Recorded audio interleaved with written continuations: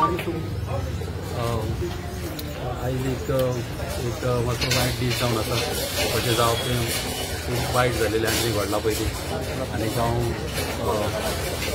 Total म्हाका 15 जाण कितें तिका आयज एडमीट जाल्ले आहा. 5 जाण मातशें क्रिटिकल आहा.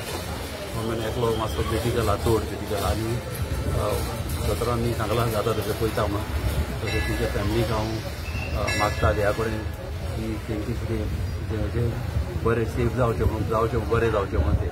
आनी कोण मेल्यार तेंच्या फॅमिलीक हांव हार्टवेट सिंपथी म्हाजी वीश करता. आनी तरी पूण हांव मागताय आमच्या सीएमा कडेन हांव मागतलो तेंगे कितें बेनिफीट दिवंक जाता जाल्यार.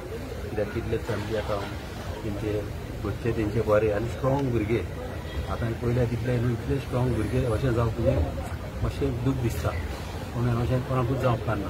आनी मागता देवान तेंकां कोण मेल्यार तेंकां तेंची शांती तेंची आत्म्याक.